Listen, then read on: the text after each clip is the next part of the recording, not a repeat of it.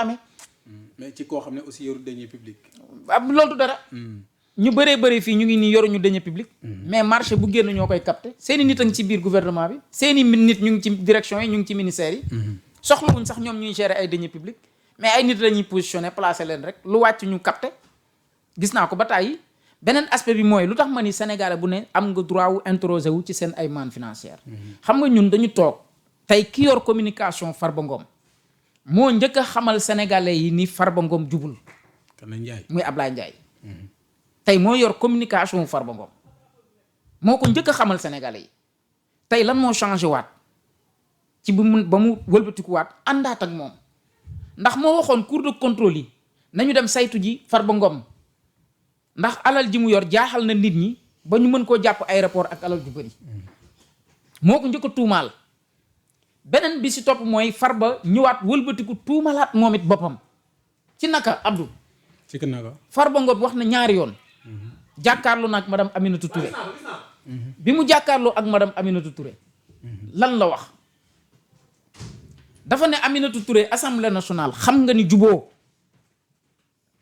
dañu ko juboo yow mii di woote jub ndax ñëw ci yow ci jaar ci waaw fa ma la daan fekk di la jox ngay jël ki nga taxaw ne ko juboo ba pare ne ko fa ma la daan fekk ngay jox ngay jël kon kooku bu jubul juboo yow it ndax fa ma la daan fekk di la jox ngay jël beneen bi moom mu toog itam ci émission Aïssatou Diop Fall fële ca TFM yëkkati ay kàddu jëmale ko ci Thierno Alassane Sall mi ba di ko gaaral c'est-à-dire yow avant nit ñi di poser wu des interrogations si jub nga ak juboo yow yaa njëkk a tuumaal sa bopp indirectement que ni yow jubuloo nekkuloo si lu jub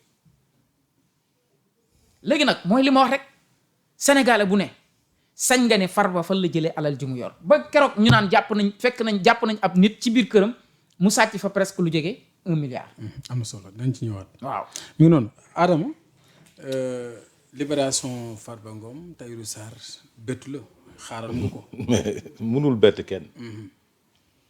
parce que li ñuy toppee nit ñi teguñu ko fenn du waxu justice parce que li Serigne doon wax fii yëpp du waxu justice quoi. ah bon du waxu justice.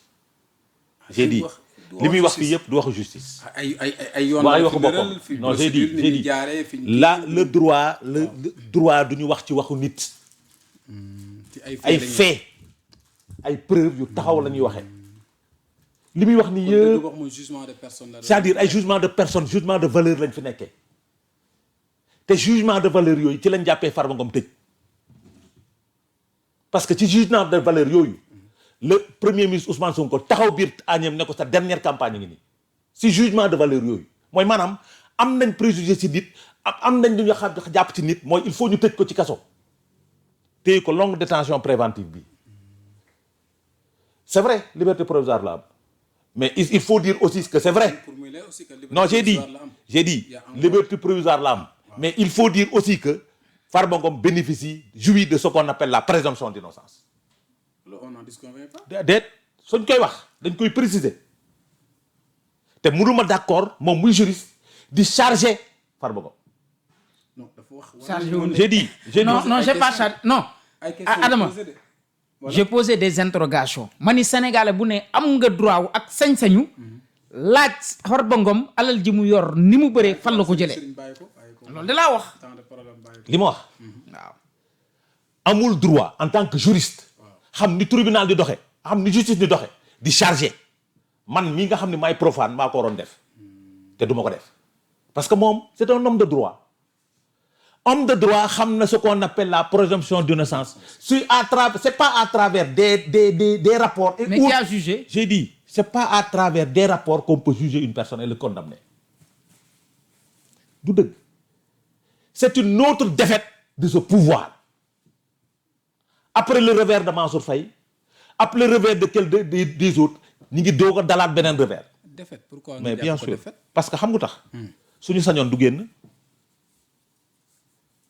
rappelez-vous de la dernière audition de Farba Ngom. kan moo ko setal. kan moo ko setal. c'est pas Tahirou Sarr. celui qui le trésor a payé. moo ko setal loom set wecc. j'ai vu des gens di wër plateau yi. di réclamer la libération de Tahirou Sarr Farba n'a pas 2 dossiers, il a un seul dossier. benn dossier la am c'est le dossier qui concerne Tahirou Sarr. ay nit pro pouvoir di wër pour demander la libération de Farba Ngom de Tahirou Sarr. Mais la libération de Tahirou Sarr, l'affaire Tahirou Sarr et Farba sont liées. On ne peut pas libérer Tahirou et ne pas libérer Farba. te tey yoon wax na mais na leen liberté provisoire sous contrôle judiciaire nag c'est normal. mais est-ce que yor na yuuxu ndam comme provisoire. nee naa la suñu sañoon duñu déglu la suñu sañoon duñu génn. ñan duñu sañoon. mais attends ces gens du pouvoir là ñu ko tëj ci kaso bi xam nga lu tax ma la xam nga lu tax ma wax la xam nga lu tax non c'est parce que c'est une arrestation politique. Ah bon? C'est du kidnapping politique. J'ai dit mais déglu ma la. CENTIF dina recevoir ay ordres. waa amul principe contradictoire. C'est vrai waaw. CENTIF amul principe contradictoire su nekkee da ngay dox lu jub soo gisee rapport CENTIF da ngay laaj nit ki ba pare ba ñu demee audition au fond lan nga ci gis ils sont allés en audition au fond ils ont été libérés. Plus grave ma wax la les 2 frères de Farba Ngom dindi nañ seen i bracelet Ismaïla ak Birane dindi nañ seen bracelet ils étaient sous bracelet. Encore plus grave, Demba Ngom et le tailleur Aziz Kane xam nga lu ñu def ils ont arrêté la procédure bañ leen di génne ils ont arrêté dañ leen jékki-jékki nii rek di libérer leen. Pour dire quoi? Pour dire quoi? Que ils n'ont rien amuñu dara lu ñu téye li tax ñu téye leen parce que on avait dit association de malfaiteurs mooy les complices qui peuvent être les frères waaw wala déet les frères dindi nañ bracelet yi ñii libéré nañ leen ñu ñibbi ba pare arrêté procédure bi. Peut-être moom il n'avait pas cette information-là n'est-ce pas. tey Farba libéré nañ ko mënuñu woon bett parce que nag juge yi ay nit lañ jàng nañ droit xam nañ luy droit bañ leen dégloo au fond la ñu xam ni fii c'est du pipeau. On a fait perdre des pères de famille des opérateurs économiques des gens qui peuvent accompagner l'État du Sénégal. Tahirou Sarr ñaata yoon la accompagner l'État du Sénégal ñaata yoon. ñu privé leen de liberté tëj leen ci kaso bi xañ leen ñu gis seen i njaboot xañ leen seen activité dox. mais est-ce que c'est le simple fait d'une présomption à la suite des déclarations nee na à la suite des déclarations Farba nii des na nii def ni loolu yoon du ko wax maintenant nit amul droit am xaalis Sénégal. si. mais ci waaw pourquoi ñu bëgg saytu xaalisu Farba. te dama non ce que je veux dire mooy pourquoi ñu bëgg saytu xaalisu Farba ak bu Farba Ngom ak bu Tahirou Sarr ak bu Dan Sarr ak bu Khadim Ba te demuñu saytu xaalisu yeneen Sénégalais yi. Je vous dis que Farba Ngom n'a jamais gagné un marché de l'État du Sénégal fii laa la ko waxee musul gagné et il l'a dit musul gagné marché État du Sénégal amul benn ministère boo xamante ni nga fa gis entreprise Farba Ngom bi il a toujours été dans l'immobilier. Malheureusement nag les gens ont connu Farba Ngom quand il était avec Macky Sall quand Macky Sall était mais ci temps boobu aussi lañ doon gis muy def ay déclarations yoo xam ne nga xam ne. j'ai dit ku amul accès ku amul yenn. j'ai dit yi mënoo ko am j'ai dit déglul ba ak loo mënti am entrée Farba Ngom n'a jamais je t'ai dit jamais gagné un marché de l'État. musul am léegi xaalis bi daan jóge ci nguur gi jëm fee muy jaar ci moom jëm ci mimeeg yu ni mel yooyu fu mu doon jóge. xaalis bu jóge ci nguur ban. nu mu daan wax li daan jógee ci man muy ñëw. waaw mais par exemple loolu su nekkee am na. la caisse noire du président mënul jógee ci président dem ci Mimi Touré. mën na nekk. mën na nekk. c'est interdit par la loi. non. xaalis boobu lan la xaalis boobu muy wax noonu. kan moo xam lan la ku ci wax rek da nga ñeme yàlla. lan la jox nañ ma jël nga jël lan la kan moo ci mën a wax. c'est avec certitude que lii la ay spéculation la rek te nit nag kenn du ko condamner ci ay spéculation wala ay nit wax nañ nit da nga koy condamner sur la base des faits rapport bi tax ñu accablé Farba Ngom rapport CENTIF la nee naa la soo ko liiree ay ree moo lay jàpp c'est du travail bâclé c'est pas du sérieux parce que amul principe de contractuel te nag rapport CENTIF kenn du leen wax dara xam nga tax CENTIF suñ man sama compte tey su ma fa dugaloon benn 10 millions tak banque bi day dénoncer day informer CENTIF ñu mën a ji enquête yow 10 millions yi fan nga ko jëlee. Information. Très bien, haute information. Maintenant c'est sur la base de ce rapport là qu'on donne parce que CENTIF rapport am day dem directement du jàdd fenn. Maintenant c'est au juge de de mener le travail normalement pour mener enquête. Ils ont vu que Tahirou l'a dit. État amel na ma 625 milliards. Farba da ngaa dégg mu ne état amel na ma. déggoo ko de Tahirou moo ko amel. am na solo. Tahirou moo ko fay. nga daane donc foofu fan nga ciy wax détournement de l'argent public blanchiment de capitaux. seetal xaalis bi jógee trésor public xaalis bu tilim la damay laaj de. trésor public de gafak ak état la. moom laa la xaalis bu tilim la. dafay dem lu ne am traçabilité. association de malfaiteurs Tahirou Sarr malfaiteur la. Farba Ngom malfaiteur la.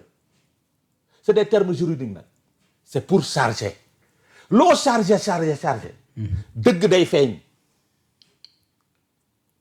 kon jàpp nga ne dëgg gi moo feeñ nii. xam nga tax. parce que suñu amoon lu ñu téye lu wóor. Farba du génn këram. Tahirou Sarr du génn. Demba Ngom du génn. te njottoo mu delluwaat it. dama ne dégg dul baax lu ma la wax dama ne. Demba Ngom du génn Aziz Kane du génn Birane Ngom ak Ismaïla duñ dindi seeni bracelet. suñu amoon lu ñu téye lu wóor. keneen du génn beneen biir l'État n'a pas accepté le cautionnement de Tahirou Sarr. cautionnement bi état accepté wu ko. cautionnement Farba état accepté ko parce que su ko accepté woon liberté ba bu yàgg la. parce que l'État du accepter cautionnement yi muy accepté c'est en nature. te le cautionnement n'est pas un délit c'est permis par les textes. c'est pour t'éviter de purger le peine. suba soo gagné sa procès. on te rembourse. ku wóoluwul boppam di nga cautionner est-ce que. Tahirou Sarr avait cautionné des biens immobiliers. Farba Ngom avait cautionné des biens immobiliers. État ne duñu liquide la ñu soxla. nous sommes en face d'un pouvoir qui a besoin de liquidité. qui avait besoin de liquidité. gars yi dañuy soxloon xaalis bi daal. liquidité la ñu soxla. est-ce que tu comprends. liquidité lañ doon laaj. gars yi dañoo bankoon quoi di lijjanti xaalis. yaa ngi comprendre donc à travers ces arrestations on peut lire que ces gens-là avaient besoin de liquidité. parce que ñoom pour ñoom ci ñoom la ñuy jaar pour am liquidité. mais xaalis bu nit ki liggéey lew ko. Tahirou Sarr xaalis bi mu liggéey ko mu lew ko ba leer. Farba Ngom xaalis bi mu liggéey ko ba lew ko ba mu leer. nga bëgg ko nangu yàlla du ko nangu. merci am na solo yàlla du ko nangu. sur ce point dernière intervention. est-ce que du échec tamit quelque part parce que ñoom kii jaar na fi Mansour Faye ñeneen ak ñeneen ba léegi amagul benn maanaam bu doon daal commerce ñu ne est-ce que du pertement la amagoon pour l'instant ci réduction des comptes ak lu jëm ci wàllum leeral alalu askan wi parce que à la lumière de ce qui se passe dafay wane ne nit ñi dañuy jàpp ne ñii ñi ngi topp ay nit mais preuve yi daal njaw mi ngi ci des suñuy xambin. waaw mais xam nga malheureusement boo ma permettre mu rebondir ci li Adama wax. waaw parce que Adama boo ko déglu da ngay xam ni mi ngi wax mais xamul Farba Ngom. ëpp naa wax. non xamu ko. waaw xam xëy na peut-être nag bëgg na wax nit ñi dégg ko. xam ni mi ngi wax mi ngi leen di kaasal mi ngi leen di donosel mais maîtriser wul li muy wax xamul li muy wax. xam nga fii on n'a pas jugé Farba Ngom. mën naa ko dagg. déedéet mënoo ma dagg de mënoo loolu moom mënta ne. yàgg na ci non dafa sax mënta ne. dagg bi mënta ne di nga ci rebondir. waaw booy rebondir 30 secondes rek. voilà allez-y. li may wax dafa am solo. allez-y waaw Serigne. xam nga c'est-à-dire affaire bi du yuuxu waxtaan ci xel la rek. dafa nii dañu jugé Farba Ngom. kenn jugé wul Farba Ngom. su fekkee am na ci plateau bi ku jugé Farba Ngom moom la parce que moo ne Farba deful dara yow jugé nga ko atte nga ko. te doo àttekat. yaa ko fi wax. te ñun dañoo posé wu des interrogations ni sénégalais bu ne.